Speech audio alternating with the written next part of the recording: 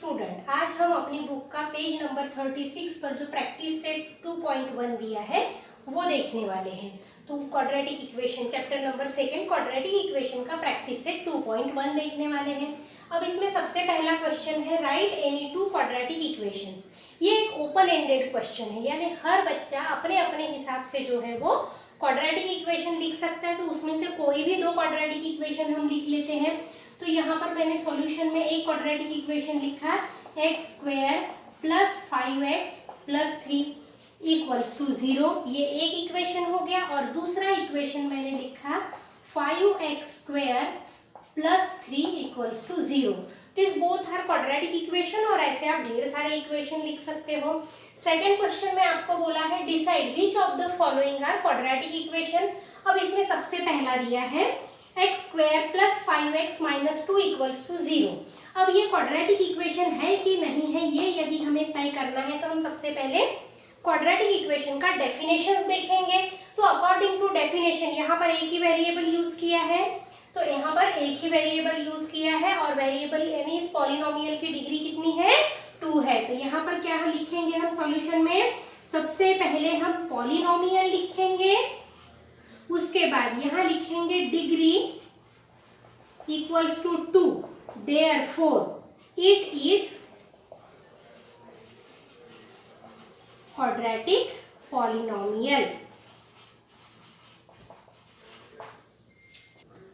अब यहाँ पर हमारा सेकंड एग्जांपल, तो सेकंड पॉलिनोमियल यहाँ हमें दिया है y² = 5y - 10। अब क्या करेंगे, सबसे पहले इसको क्वाड्रेटिक इक्वेशन के स्टैंडर्ड फॉर्म में अरेंज करने की कोशिश करेंगे। तो क्या हो जाएगा, y² - 5y + 10 = 0। अब यहाँ क्या हो जाएगा, here y is only variable and degree कितनी है इसकी भी, degree equals to 2, therefore it is quadratic equation.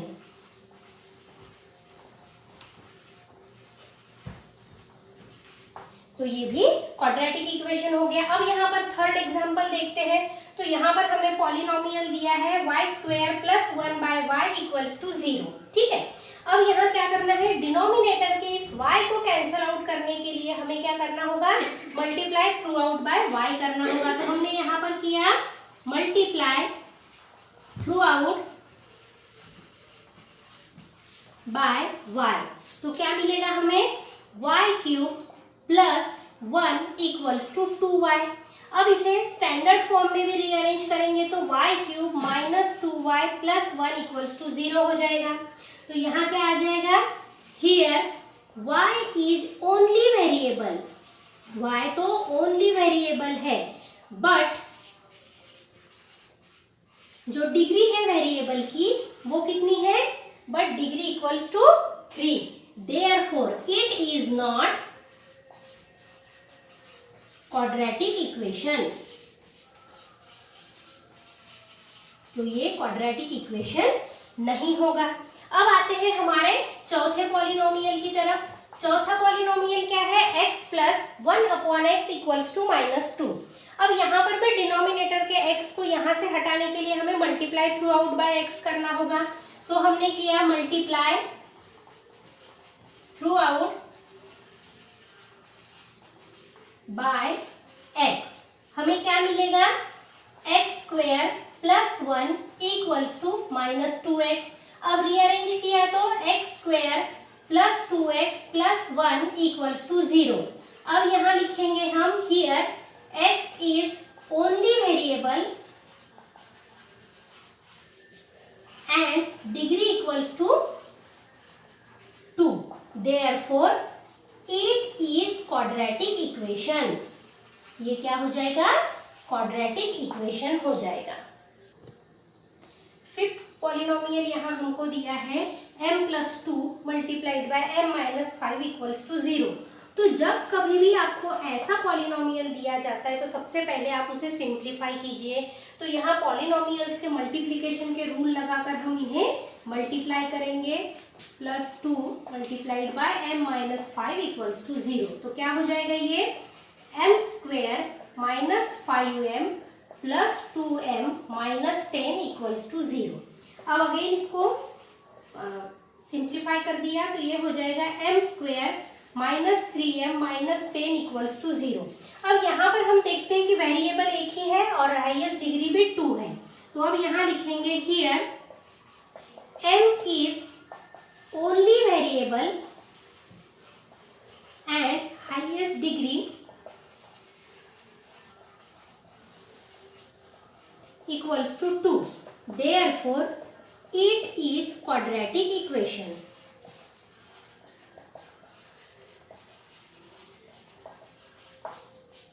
अब 6 पॉलिनोमियल दिया है हमें यहाँ पर। 6 पॉलिनोमियल क्या है? m cube plus 3m square minus 2 equals to 3m cube. अब यहाँ पर भी हमें सभी टर्म्स को यानी जो राइट साइड है राइट साइड इक्वल्स टू 0 करना है। तो क्या हो जाएगा? m cube minus 3m cube plus 3m square minus 2 equals to 0। अब यहाँ पर बचेगा minus 2m cube plus 3m square minus 2 equals to 0। अब यहाँ वेरिएबल तो एक ही है लेकिन हाईएस्ट डिग्री कितनी है? 3 है, और इसलिए अब ये क्वाड्रेटिक इक्वेशन होगा क्या? नहीं होगा। तो यहाँ पर हम लिखेंगे here m is only variable but highest degree is 3. Therefore, it is not quadratic equation. Quadratic equation. अब है क्वेश्चन नंबर 3।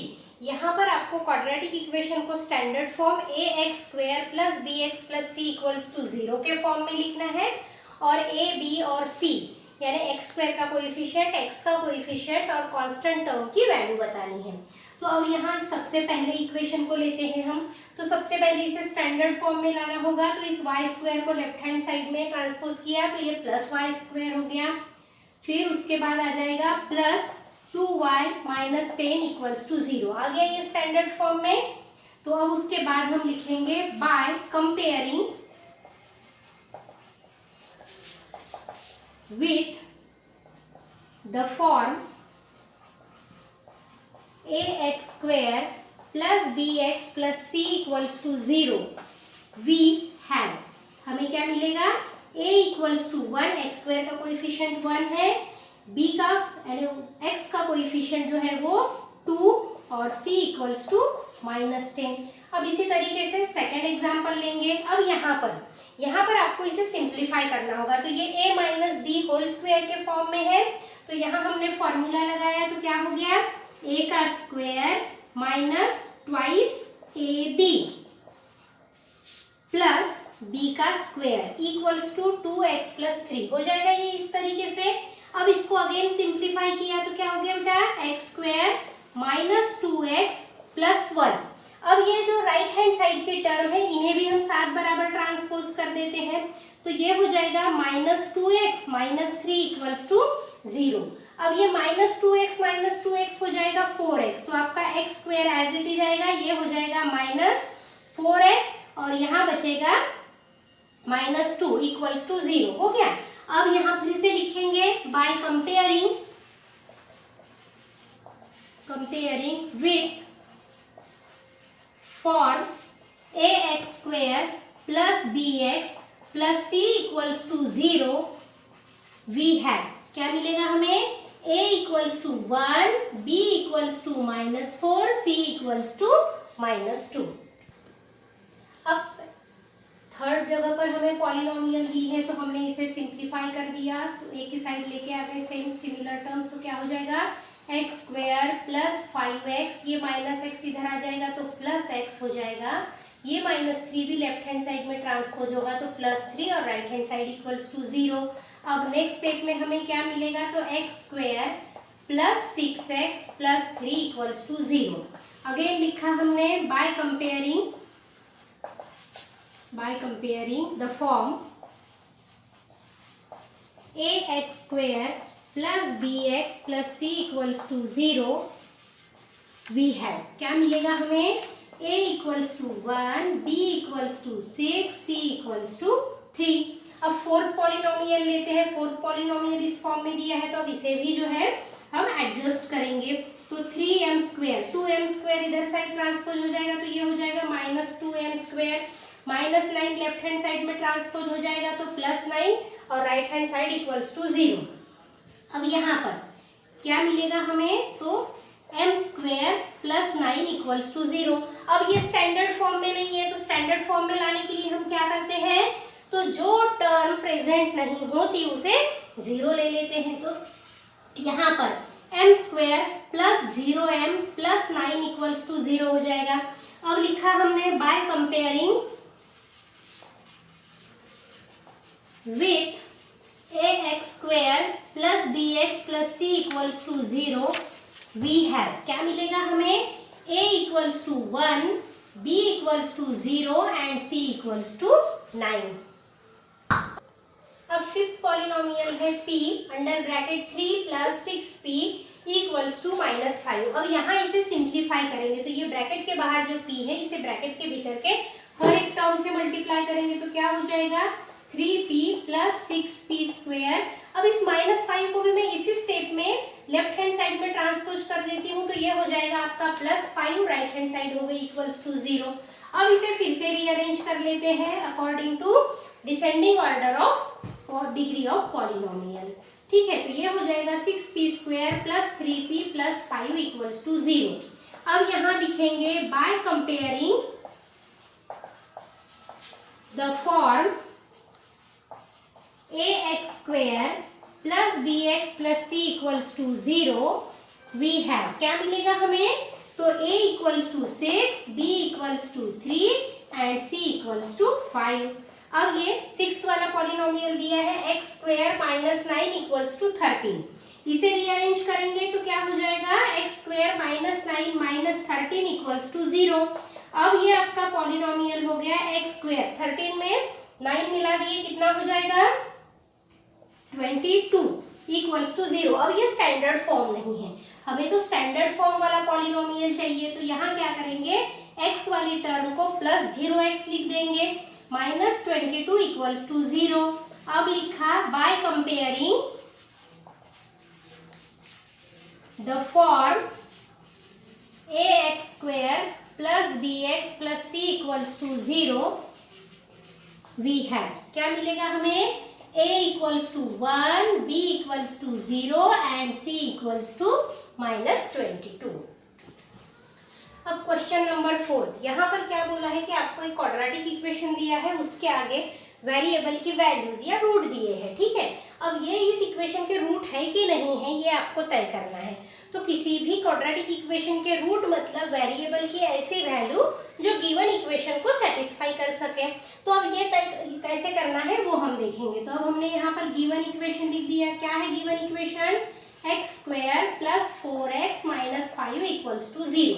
अब सबसे पहले x इक्वल्स टू 1, ये पहली वैल्यू सब्सटीट्यूट करेंगे तो हमने यहाँ पर लिखा substitute x equals to 1 we get. अब जो इस इक्वेशन में जहां जहां पर x है उसे हम 1 से रिप्लेस करेंगे तो क्या हो जाएगा, 1 का स्क्वायर + 4 × 1 - 5 इक्वल्स टू 0। 1 का स्क्वायर 1 + 4 - 5 इक्वल्स टू 0। अब ये हो गया 5 - 5 इक्वल्स टू 0, 0 इक्वल्स टू 0। तो क्या हो गया, therefore LHS equals to RHS, LHS और RHS इक्वल हो गई। तो अब क्या हो जाएगा, therefore x equals to 1 is the root of given quadratic equation. Quadratic equation. अब हम क्या करेंगे, x इक्वल्स टू -1 प्लेस करेंगे। तो अब नेक्स्ट इसमें लिखा हमने substitute x equals to -1 we get. अब जहां जहां पर x था उसे -1 से रिप्लेस कर देंगे तो -1 का स्क्वायर + 4 × -1 - 5 इक्वल्स टू 0। अब -1 का स्क्वायर 1, ये हो गया आपका 4 × -1 इक्वल्स टू -4 - 5 इक्वल्स टू 0। अब क्या हो जाएगा यहाँ पर 1 माइनस 9 इक्वल्स टू 0, तो ये आ गया आपका माइनस 8 इक्वल्स टू 0। अब क्या माइनस 8 0 के बराबर होता है? नहीं होता, तो minus 8 is not equals to 0। Therefore LHS left hand side is not equals to right hand side. तो क्या अब ये रूट होगा कि इक्वेशन का? ये कंडीशन को सेटिस्फाई नहीं कर रहा है, इसलिए इक्वेशन का रूट नहीं होगा। तो अब हम क्या लिखेंगे? Therefore x equals to minus 1 if not the root of given quadratic equation। quadratic equation। अब यहाँ सेकंड एग्जांपल में हमको क्वाड्रेटिक इक्वेशन दिया है 2m² माइनस 5m और m की वैल्यूज दी है 2 और 5/2। तो सबसे पहली वैल्यू को हम सब्सटीट्यूट करते हैं, तो हमने लिखा है यहाँ पर substitute m equals to 2 we get. अब जहां जहां पर m है उसे 2 से रिप्लेस कर देंगे, तो ये 2 का square minus 5 multiplied by 2 equals to 0। तो ये कितना हो गया? 2 मल्टीप्लाइड बाई 2 का स्क्वायर 4 माइनस 10 इक्वल्स टू 0। तो ये हो गया 8 माइनस 10 इक्वल्स टू 0। तो यहाँ पर बचेगा माइनस 2 इक्वल्स टू 0। क्या माइनस 2 0 के बराबर होता है? नहीं, इज नॉट इक्वल्स टू 0। तो अब क्या हो जाएगा? Therefore left hand side is not equals to right hand side, और ये कंडीशन सेटिस्फाई नहीं हुई, इसलिए क्या हो जाएगा? Therefore m equals to 2 is not the root of given quadratic equation.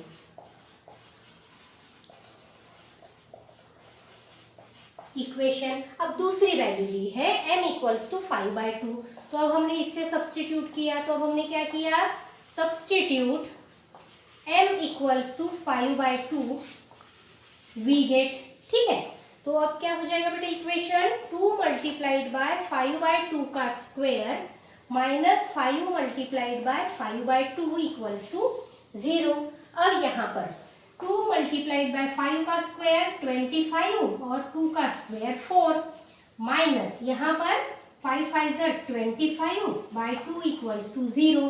अब यहाँ कैंसलाइजेशन हो जाएगा, तो आपके पास क्या बचा? 25/2 माइनस 25/2 इक्वल्स टू 0। तो 25/2 माइनस 25/2 भी 0 हो जाएगा, तो यहाँ 0 इक्वल्स टू 0 हो गया। तो क्या हो गया? Therefore left hand side equals to right hand side हो गई, और इसीलिए कंडीशन सेटिस्फाई होने की वजह से therefore m equals to 5/2 is the root of given quadratic equation.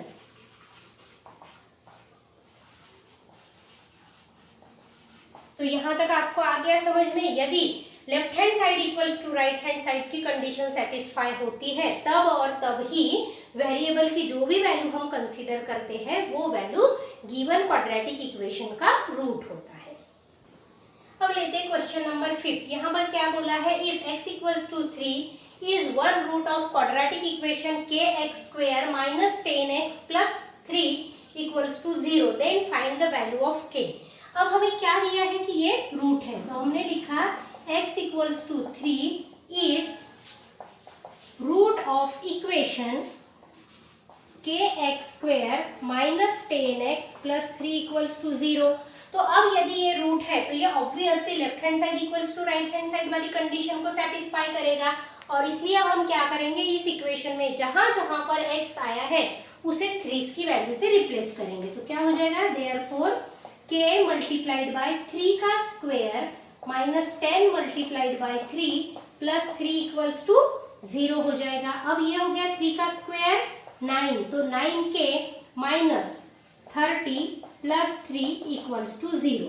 अब क्या हो जाएगा? 9k equals to minus 30 plus 3 27 minus 27 को ट्रांसपोज करेंगे तो ये हो जाएगा प्लस 27। तो अब k को अकेला किया तो 27/9, तो k इक्वल्स टू 3। इस तरीके से जो है आपके k की वैल्यू निकल जाएगी। तो 8 में हम कंक्लूजन लिखेंगे, therefore value of k in given quadratic equation equation is 3। ये देखिए, अब यहाँ पर क्वेश्चन नंबर 6 हम देख रहे हैं। तो ये एक एक्टिविटी है क्वेश्चन नंबर 5 की तरह ही। यहाँ पर दिया है कि 5m² + 2m + k = 0 इस क्वाड्रेटिक इक्वेशन का रूट है -7/5 और आपको ये एक्टिविटी कंप्लीट करनी है इस k की वैल्यू पता करने के लिए। अब सबसे पहली ब्लैंक स्पेस दी है और लिखा है कि is a root of quadratic equation. तो ऑलरेडी हमको क्वेश्चन में गिवन है कि ये जो -7/5 है ये रूट है। अब इसे ही हमें सब्स्टिट्यूट करना है, तो सेकंड जो है ब्लैंक स्पेस वहां पर भी -7/5 आ जाएगा। अब हमें इस इक्वेशन में जहां जहां पर m था उसे -7/5 से रिप्लेस करना है। तो इस तरीके से हमने उसे -7/5 से रिप्लेस कर दिया। अब क्या हो जाएगा बेटा, यहाँ पर ये 5 और यहाँ का एक 5 कैंसिल आउट हो जाएगा। -7 का स्क्वायर हो जाएगा 49 और डिनोमिनेटर में एक 5 बचा रहेगा। ठीक है, वैसे ही यहाँ पर ये हो जाएगा 7 2 ज़र 14, 7 2 ज़र 14। तो ये हो जाएगा तुम्हारा -14/5 + k = 0। अब यहाँ पर हमने इन्हें सॉल्व कर दिया तो हमारे पास कितना बचेगा। दोनों का डिनोमिनेटर सेम है, तो डिनोमिनेटर यानी देखिए ये जो एडिशन सब्सट्रैक्शन है मैं आपको यहाँ थोड़ा साइड में बता रही हूँ ताकि आपको समझ में आ जाए।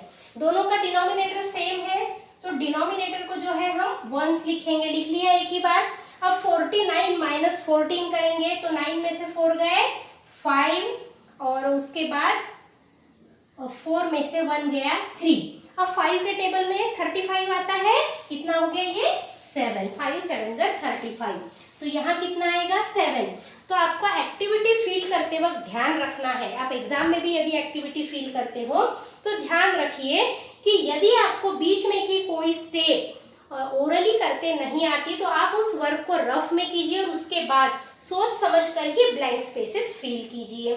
तो अब क्या हो जाएगा आपका, देयरफॉर k = -7। इस 7 को हमने ट्रांसपोज कर दिया।